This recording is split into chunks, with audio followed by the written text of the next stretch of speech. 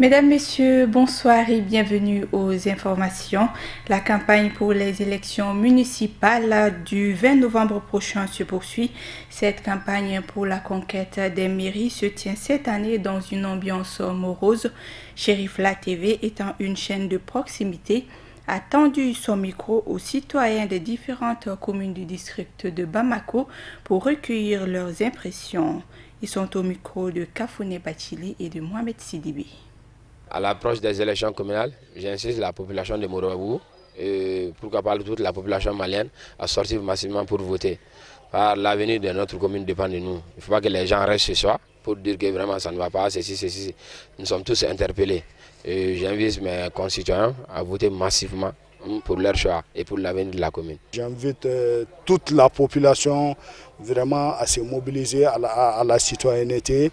Donc de sortir massivement, aller retirer leur carte Nina à la mairie, et puis effectuer le transfert à temps, et puis que tout le monde soit prêt à voter pour sa commune. Aller voter les élections communales, ça c'est un problème qui concerne tout le monde. Donc moi j'invite tout le monde à sortir massivement et aller voter dans le calme, sans grand problème, quoi. Donc j'invite tout le monde à sortir et à aller montrer leur citoyenneté. Ça c'était mon avis à adresser à tout le monde. À l'approche des élections, je demande à toute la population, à toute personne, de sortir massivement pour voter. Moi je ne sais pas cela, je ne sais pas pourquoi les gens ne sortent pas. Peut-être il y a d'autres qui veulent de l'argent ou bien des pains ou bien des thés.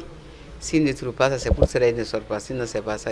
Tout le monde doit sortir massivement pour voter. Je demande à toute la population de sortir massivement, de sortir beaucoup pour aller voter. Ceux qui n'ont pas de carte Nina, ils peuvent amener leur carte d'identité pour aller voter. Les deux sont valables. Même le passeport et puis le permis. Tout est valable pour voter. Voilà. Il y a d'autres qui ont des récépissés. Il faut amener le récépissé même pour aller voter. Je demande à toutes les maires, s'il vient, il faut qu'il vienne avec la bonne volonté pour qu'on peut bien travailler et puis faire beaucoup de choses pour que le service puisse aller avec. Je suis venu pour le retrait de ma carte parce que je l'avais négligé. Depuis 2009, je l'ai fait. Si je ne retire pas pour pouvoir voter, les gens vont voter à ma place et ils vont choisir le maire qu'ils veulent. Donc ça, pour éviter ça, il faut que moi-même je vote. Et je demande aux autres qui n'ont pas fait le retrait jusqu'à présent de venir retirer leur carte Nina afin de voter pour leur maire. Nous sommes là pour les affichages des listes électorales. Pour le moment, nous sommes là pour ça. En ce qui concerne les cartes Nina, quand les gens arrivent ici, on les fait diriger pour aller récupérer leur carte Nina. Voilà. Il y a plein de gens qui viennent. Vous savez, les Maliens ils ne viennent pas vite, qu'à la dernière minute que les gens arrivent pour récupérer leur carte. Vous avez constaté qu'il y a des gens qui arrivent. Voilà. Pour le moment, les gens arrivent vraiment, franchement. Les gens viennent retirer leur carte. Ceux qui ont les cartes, surtout les cartes de 2009, les gens qui ont été enrôlés en 2009, qui avaient déjà l'âge de prendre la photo, vraiment toutes ces cartes-là sont non. C'est des milliers de cartes qui ne sont pas encore enlevées. Vraiment, je lance un appel vibrant à tous ceux qui ont ces cartes-là ici, de venir les retirer et aller vraiment à leurs occupations. Donc, par rapport à l'approche de l'élection communale, donc il faut que ces personnes viennent retirer les cartes et aller voter. Vraiment, c'est cet appel que j'ai lancé à l'endroit de ces personnes-là. Qu'est-ce que nous avons fait jusque-là dans le cadre des élections prochaines du 20 novembre? Nous avons mis en place une grande commission d'organisation composée d'à peu près 30 membres. Et cela dit, pour ce qui concerne le matériel électoral, on peut dire qu'à la date d'aujourd'hui, il n'y a plus beaucoup de problèmes. Parce que depuis quelque temps déjà, depuis disons même 3 mois, la tutelle avait pris soin de venir voir l'état des lieux du matériel existant et puis le manquant. Donc nous sommes en train de résoudre au fur et à mesure ce problème-là avec la tutelle. Et dans la cour, vous avez dû remarquer qu'il y a beaucoup d'affluents. C'est tout à fait normal, c'est comme ça, parce que généralement, c'est à l'approche des élections que la population se mobilise pour aller venir retirer les cartes Nina. Sinon, ce dispositif est en place, je peux dire, depuis pratiquement plusieurs mois. Voilà un peu ce que je peux dire jusque-là de l'organisation des élections au niveau de la commune. Je pense que d'une façon générale, les choses se passent bien. Et faisons le vœu et en collaboration avec vous toutes et vous tous. J'espère que les élections vont se passer dans cette commune dans la paix et la stabilité.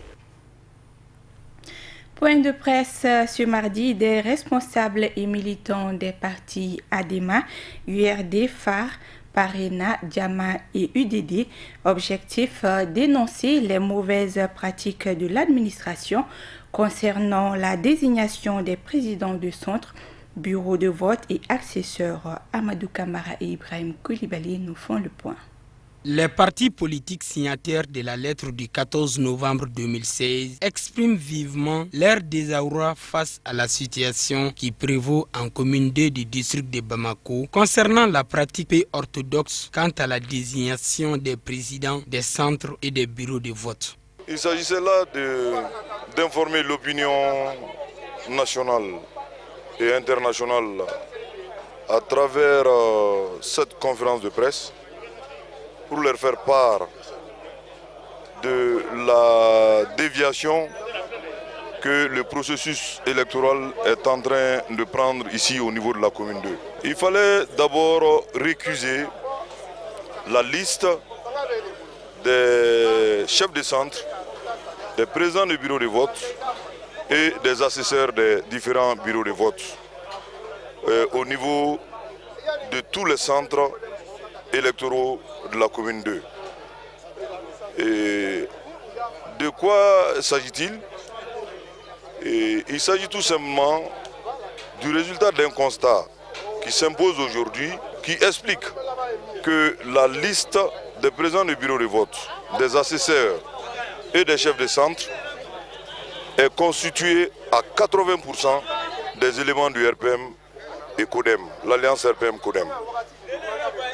Alors qu'en la matière, ce sont les représentants de l'État qui doivent constituer les présidents de bureau de vote, les assesseurs. Et généralement, on les choisissait au niveau des enseignants. La lettre, une fois envoyée au niveau de l'administration communale, elle, à son tour, envoie ses différentes correspondances au niveau des directeurs des centres d'animation pédagogique, rive droite, rive gauche, pour qu'ensemble, ces directeurs puissent mettre à la disposition du corps électoral les agents, à commencer par les moniteurs des jardins d'enfants, aussi bien que les maîtres du premier et du second cycle, pour gérer au mieux les élections. Au cours de cette conférence de presse, les responsables des partis politiques de l'ADEMA-PHJ, l'URD, FAR Ankaouli, Parena, Jama, UDD et autres dénoncent les agissements de l'administration publique. Cette conférence de presse a été organisée non pas par l'ADEMA seul, mais par un groupement de partis politiques. Il s'agit de 10 partis politiques qui ont déposé des listes pour les élections du 20 novembre 2016 en commune 2 ici. Je rappelle qu'en commune 2, il y a 11 listes de partis politiques qui sont en compétition. Et sur les 11 listes, 10 étaient ensemble cet après-midi pour la conférence de presse. Donc c'était ça les organisateurs de la conférence. Maintenant, l'objet de la conférence, c'était pour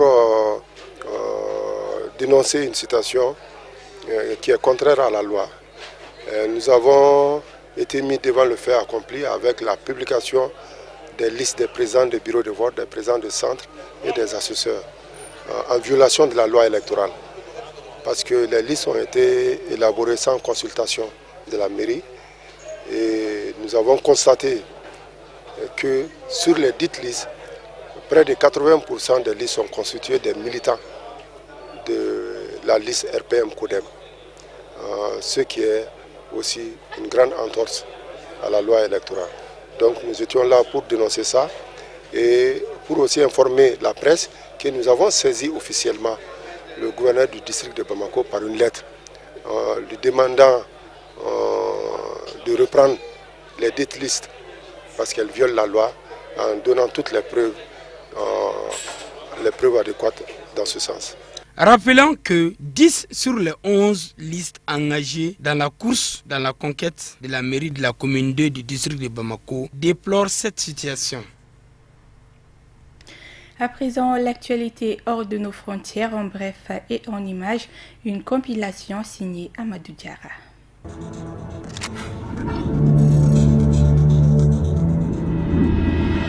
Le président malien Ibrahim Boubacar Keïta, pourtant présent au Maroc pour la grande réunion de la COP22, n'apparaît pas sur la photo de famille à l'ouverture de la rencontre. Alors que des rumeurs circulent, un communiqué officiel diffusé mardi soir par la présidence malienne indique que le président Ibeka a été victime d'un malaise vagal suite à une accumulation de fatigue mais sans gravité. Ce communiqué officiel a été rendu public pour plus de transparence au sujet de l'état de santé du président malien. Le roi du Maroc Mohamed VI a rendu visite au président Ibeka qui séjourne actuellement à Marrakech pour le sommet de la COP22 et dès ce mercredi, précise le même communiqué officiel, le chef de l'État malien reprendra ses activités.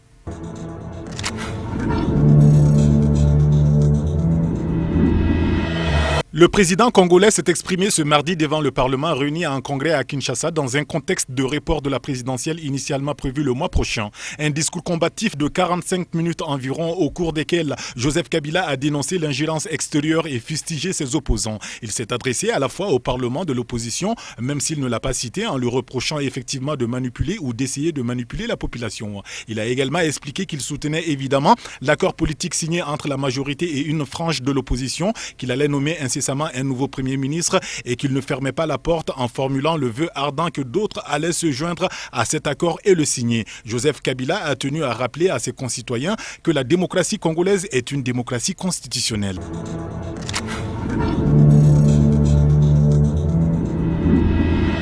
L'Union européenne organise une grande conférence de bailleurs de fonds ce jeudi 17 novembre au profit de la République centrafricaine. À cette occasion, le gouvernement centrafricain présentera son plan de relèvement sur 5 ans combinant restauration de la paix et de l'économie ainsi que le retour de l'autorité de l'État et des services publics.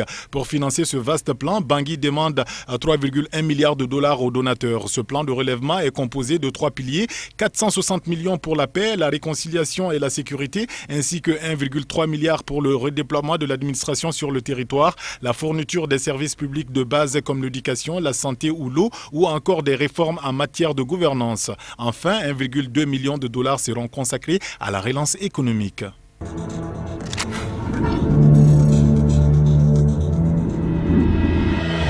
À partir de ce mercredi 16 novembre et jusqu'au 24 novembre s'ouvre à La Haye la 15e Assemblée des États partis au statut de Rome qui, une fois signé et ratifié, place un État sous la juridiction de la Cour pénale internationale active depuis 2003. D'habitude, cette assemblée est surtout l'occasion de faire le bilan annuel des activités de la CPI, d'avaliser son budget et d'évoquer les perspectives d'avenir. Lors de cette semaine des débats à La Haye, les partisans de la justice internationale vont essayer de rappeler que toutes les enquêtes ou presque ont été ouvertes à la demande des pays africains concernés et de démontrer que le projet de cour pénale de l'Union africaine a surtout pour caractéristique d'accorder l'immunité aux dirigeants.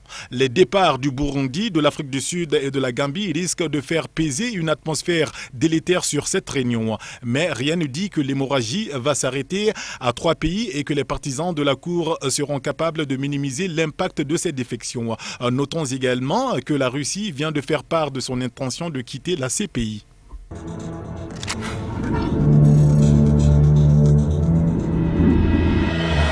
Ce mardi 15 novembre 2016, la Cour de cassation égyptienne a annulé la peine de mort de l'ex-président Mohamed Morsi.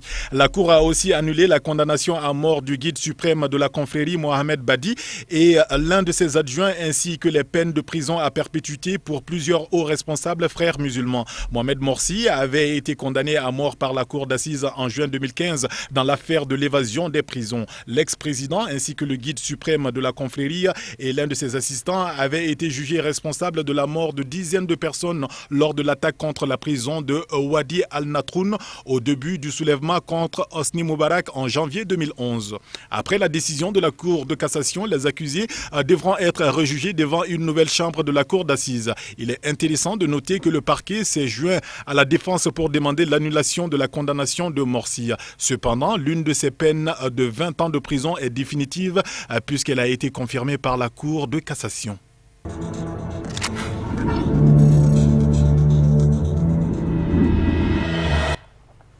Voilà, fin de cette édition. Merci de votre fidélité. Excellente suite de programme.